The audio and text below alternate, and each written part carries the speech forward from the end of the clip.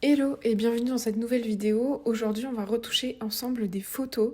Vous voyez mon téléphone parce que j'ai besoin de faire en sorte qu'il soit près de moi, étant donné que mon ordinateur va sûrement faire pas mal de bruit à cause de la ventilation, car il n'aime pas trop l'enregistrement d'écran, plus Photoshop. Donc aujourd'hui, j'ai deux photos à retoucher et je vous les montre juste là. Désolée, je vous coupe.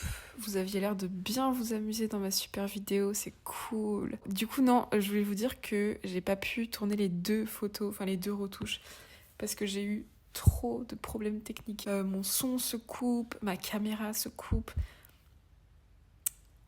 Je sais pas, les déesses de la photo aujourd'hui n'étaient pas là pour moi.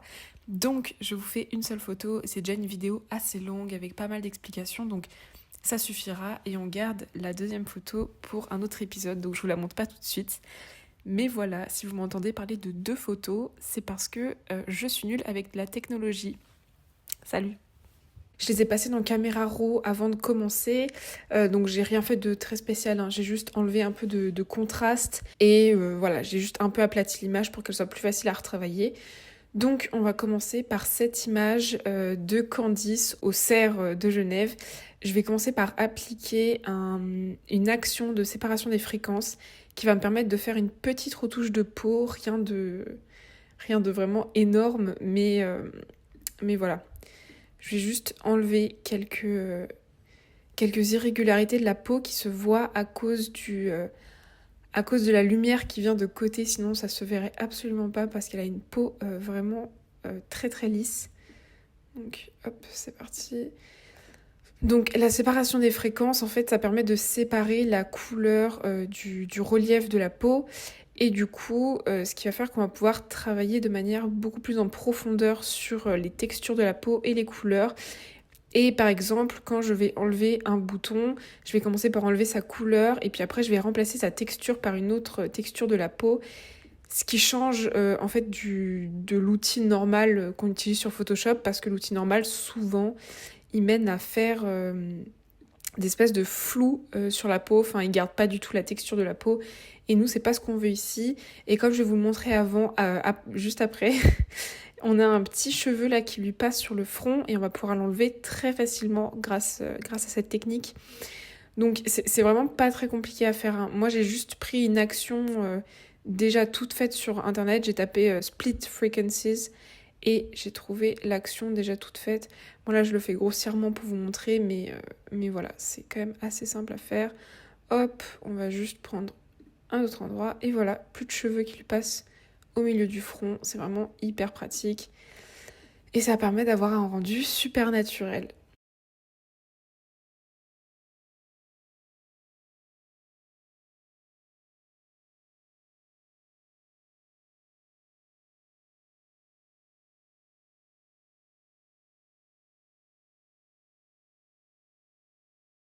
Voilà, donc là j'ai fini ma séparation des fréquences, donc j'ai fini ma retouche de peau.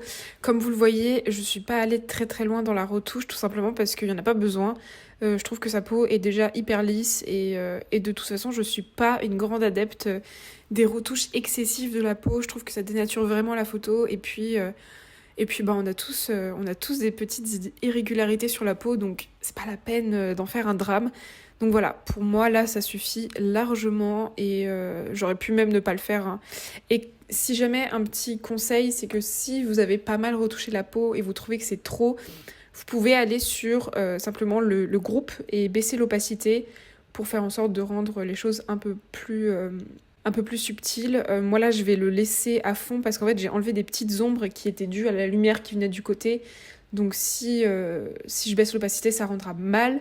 Mais voilà, je trouve que la retouche de peau est assez correcte. C'est pas too much. Peut-être que je vais quand même baisser un tout petit peu l'opacité pour qu'on garde quand même ces lignes de sourire qui sont très belles et qui font partie de son visage. Ok, bon, je trouve qu'on est pas mal pour la retouche de peau. Maintenant, on va passer à une petite retouche de couleur. Alors pour ça, là, je vous dis, je fais vraiment à tâtons. C'est-à-dire que j'ai pas de plan dans ma tête, mais je pense qu'on va faire les choses... on va faire les choses tranquillement et on va commencer par une petite courbe. Je voudrais rajouter un peu de contraste. Voilà, si je retouche des anciennes photos, c'est simplement parce qu'en ce moment je suis à Londres en échange avec une autre université et du coup j'ai pas encore eu l'occasion de faire de shooting. Enfin j'en ai fait un mais c'était à l'argentique et j'attends que les photos reviennent du labo. J'ai fait des photos de nuit avec le Mamiya et du coup j'ai pris une pellicule un peu spéciale. J'ai pris une Cinestill 800T et pour ceux et celles qui le savent, vous savez à quel point cette pellicule est incroyable. En fait elle donne un résultat très cinématographique aux photos. Et il me semble que c'était même une des pellicules qui était utilisée par Hollywood quand ils faisaient... quand les films étaient tournés en pellicule. Si je ne m'abuse, j'ai un petit doute sur ce que je suis en train de vous dire, donc il faudrait que je vérifie.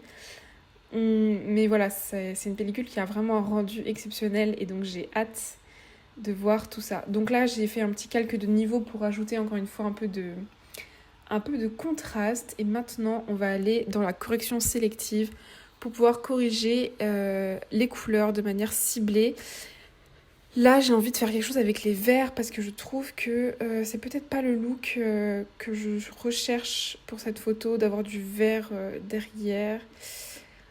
Je pense qu'on va peut-être partir sur quelque chose d'un peu plus bleuté. Donc on va rajouter du cyan, un peu de magenta, on va enlever du jaune. Là, ça agit beaucoup sur elle, mais vous inquiétez pas, on va enlever ça juste après. Donc ici, ce qu'on a, c'est un masque vectoriel. Donc ce qu'on va faire, c'est qu'on va utiliser un pinceau noir pour venir enlever tout l'effet en fait que j'ai mis sur elle parce que je ne veux pas qu'il y en ait sur sa peau. Sinon, on se retrouve avec une peau toute rose et ça va pas.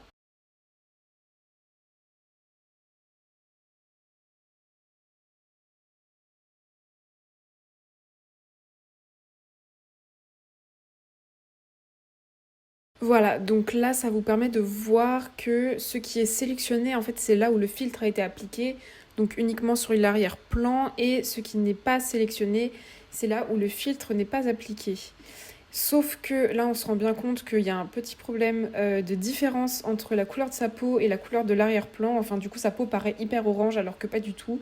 Donc, on va maintenant venir corriger ça avec un autre filtre de correction sélective sur lequel on va travailler cette fois sur les tons orange, jaune, tout ça, pour faire en sorte que ça matche un peu mieux avec l'arrière-plan.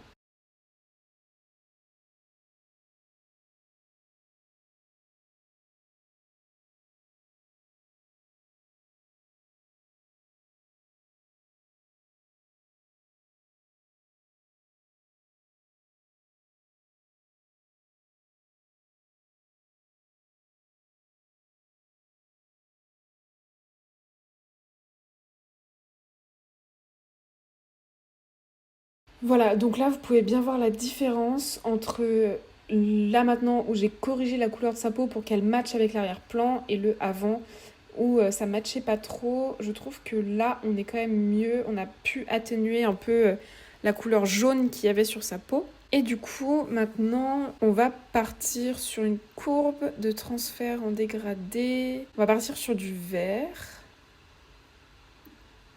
Alors oui, pour l'instant, ça ne ressemble à rien, mais ne vous inquiétez pas, ça va s'améliorer.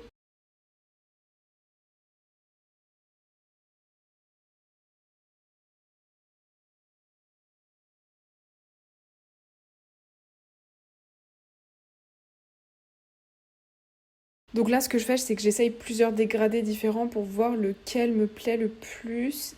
Et pour l'instant, j'ai l'impression que quelque chose d'un peu plus bleu comme ça, ça me plaît.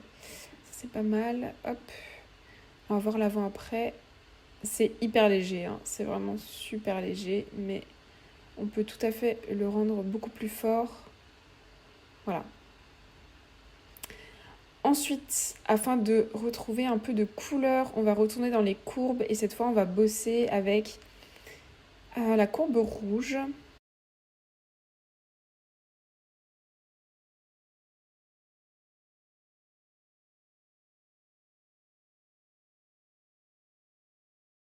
Voilà, donc là, je sais pas si vous verrez un peu la différence, mais on a quand même remis de la couleur un peu chaude dans la photo pour contraster avec ce bleu. Et maintenant, on va essayer de voir si on peut pas rajouter un peu de jaune sur sa peau.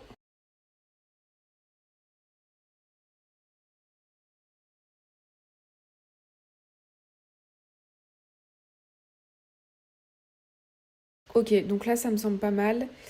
Et on va juste baisser l'opacité de ça pour que ça se mélange un peu mieux. Et maintenant, on va partir... Ok, sur quoi on va partir? On va rajouter un petit filtre. Un petit filtre... Ok, donc je suis vraiment désolée, mais l'enregistrement audio s'est coupé, alors je dois vous faire une petite voix off. C'est pas grave, ça va être du coup un peu plus rapide, donc là j'ai rajouté un filtre bleu afin de rendre encore la photo un peu plus bleue. Et la prochaine chose que je vais faire, c'est que je vais rajouter une correspondance de couleurs. En fait, c'est vraiment comme si je rajoutais un filtre par-dessus la photo. Et là, l'idée, ça va être de scroller dans tous les filtres correspondance de couleurs pour voir lequel me plaît le plus. Voilà, donc je choisis celui-là. Ça peut paraître un peu fort, mais du coup, je vais vachement l'atténuer pour faire en sorte que ça fonctionne avec la photo. Ok, donc là, je vous montre le avant-après de toutes les retouches. Ça vous permet de vous rendre compte un peu de tout ce que j'ai fait et je crois qu'on arrive à une version qui me plaît bien de cette photo. Donc là, ce que je fais, c'est que je suis en train d'abuser carrément parce que je rajoute encore une courbe. Ouais, non, les courbes, c'est vraiment, compliqué parce qu'en fait, on peut en mettre 15. Hein. Clairement, moi, si je ne décide pas d'arrêter, je peux continuer à l'infini avec les courbes. Et voilà le rendu final de la première photo. J'en suis vraiment super contente. C'est exactement ce que je voulais. Comme vous pouvez le voir sur le avant-après, on a fait une petite retouche de peau, rien de trop.